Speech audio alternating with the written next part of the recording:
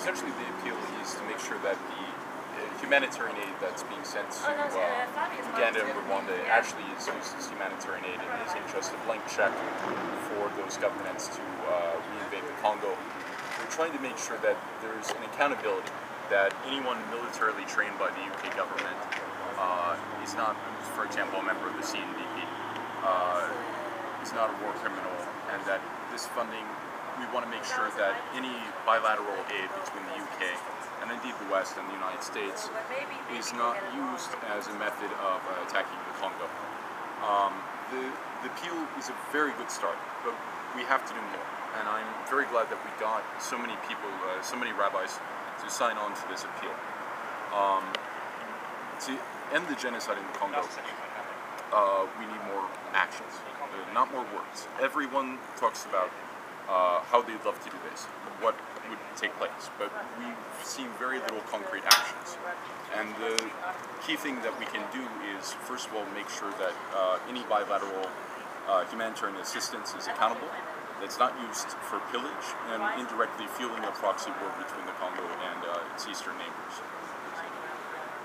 Mm-hmm. Now, do you think it's been successful so far on the ground? I know it's not the final result, but so far, how do you see it going? The fact that we can even bring it to the Prime Minister's attention is progress. A lot of the aid was simply just taken for granted. People don't quite understand the connection, how it works, how that by providing, for example, just training or assistance, how this could be used and exploited. With Rabbi David Mitchell, Rabbi Tampa, and Paul Rusbegina, we were able to get it on the agenda. It's going to take months, maybe years, to actually get the machinery and process. Any government program is slow and cumbersome and takes a long time to actually turn into actions. But we're hopeful, and we'll keep following up on it, and we'll keep pushing the UK government and others to follow through. I want to turn to Abraham. Your political alliance called Apareco president is in Paris. What do you think is a strategy as far as reaching out to the United States of America and other governments to send a message that he's been actually voicing for the past, God knows, 10 years about the occupation and possibly of the extermination of the Congolese population that lives in the eastern side, and then with a plan to replace them with folks that are coming from Rwanda. What do you think is the strategy for Mr. Honoré Ngwanda to have that message pass through other governments? Actually, it's been tough, like you said. 10 years we've been fighting with this, but we had, little result. One of them is the release last year, October the 1st, of the UN mapping report that is condemning actually what's been taking place in the east side of the Congo, talking seriously about potentially a genocide in the Congo, which shows that a lot of militias has been doing what they've been doing in the Congo, killing, massive killings, rapes, and this is what among things that Mr. Honoré Ngwanda has been keep on saying through books that he wrote or also during the conferences. Besides that, we've been asking also that an international criminal court has been put in place to bring into justice all those people involved in those massive killings, and I hope that the international community, like I said, the USA and all those countries such as France and Belgium, they're going to be listening to our cry. Recently, I may say, just yesterday, we had a major rally here in Washington D.C. Also to raise a voice, and there is a memo that we have sent to the State Department and a copy to Mr. Obama with our proposal on which way we may go. We were talking especially to, we were warning the international community of the risk of another clash in the Congo with those elections coming in October. Why are we saying that? Because there is actually not an attempt, but proof that the government in place, led by Kabila,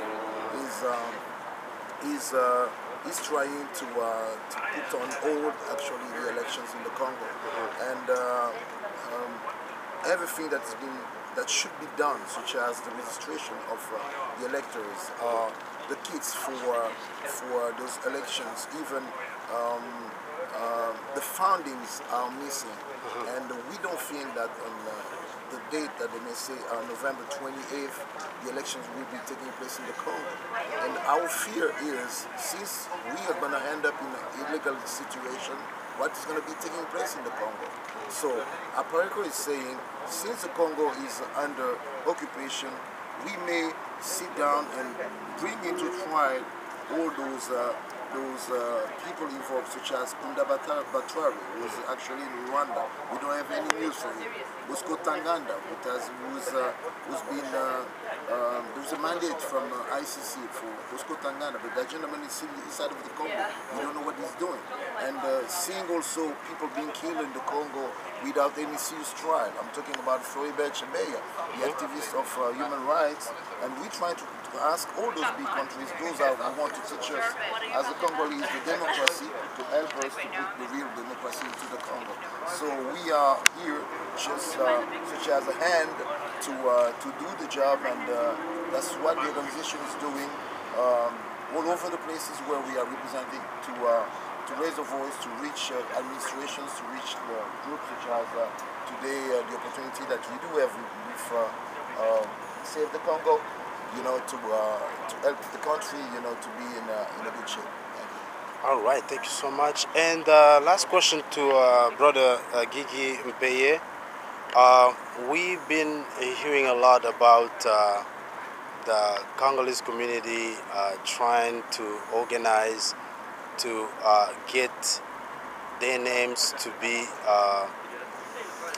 part of the electoral process in Congo, and we know they've been excluded.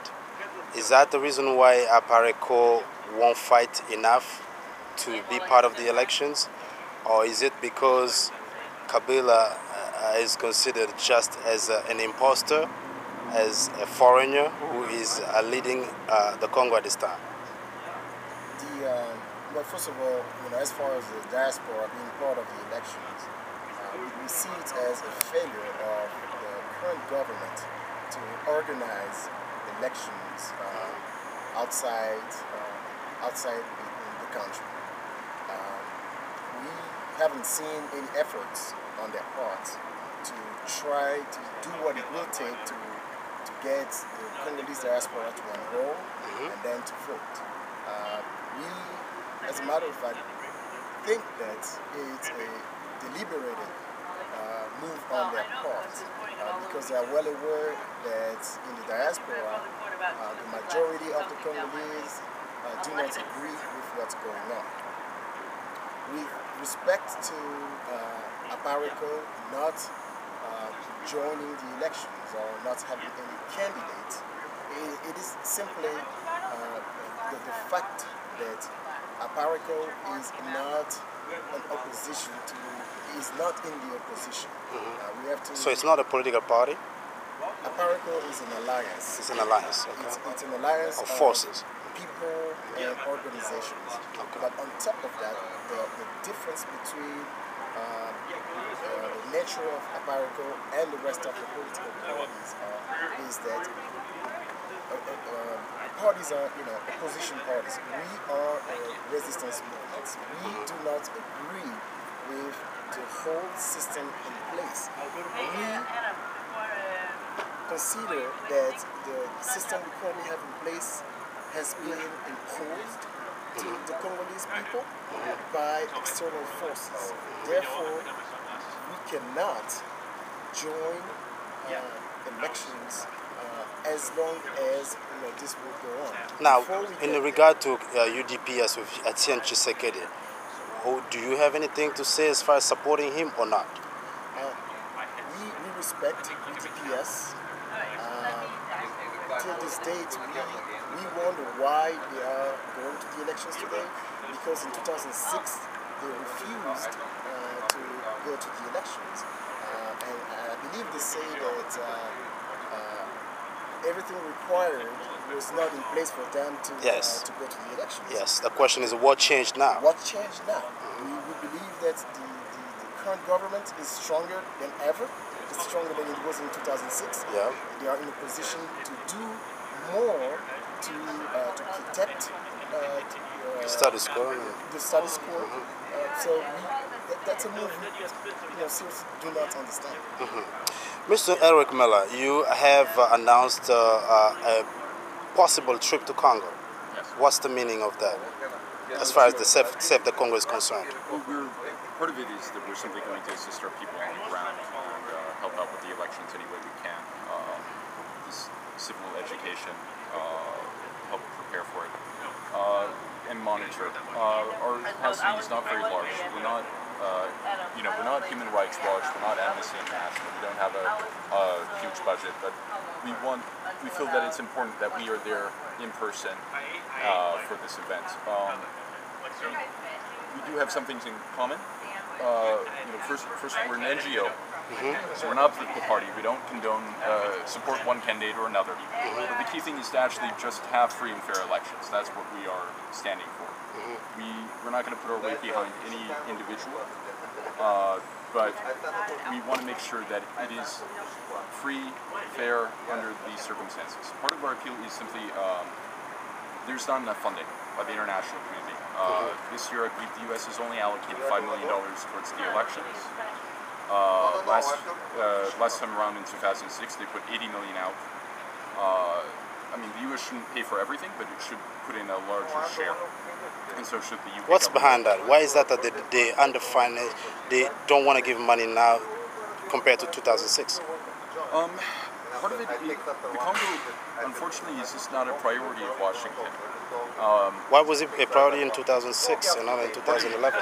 Why it was a priority then was that it was the first free and democratic elections since 1960. So in 46 years, it was the first time that you could actually have a real election, multi-party, open, supervised by the United Nations. So there was a lot of interest in making sure that it was done right. Now, the second time around, a lot of people are asking essentially, well, what changed? Why are we doing this again? And why bother? And the biggest problem we face right now is simply apathy or disinterest or people not paying attention to what's going on in the Congo. And we have to change that. If the funding doesn't come through, I don't know how the elections can be credible. Voila. So the elections may not be credible because of the lack of funding. It has nothing to do with the candidates first, but just the logistics. I can't comment on the candidates, but I will say that the logistics themselves are daunting, even in the best of circumstances. And who will benefit from the lack of logistics if the elections were ever organized? That I cannot say. I would assume that the incumbent would have a slight advantage. Do you have an answer to that, sir? Kabila. Who? Kabila, Joseph Kabila, the incumbent president. All right, ladies and gentlemen, this is our first part of this round table we're having here in Washington, D.C. And stay tuned for the next part. Thank you.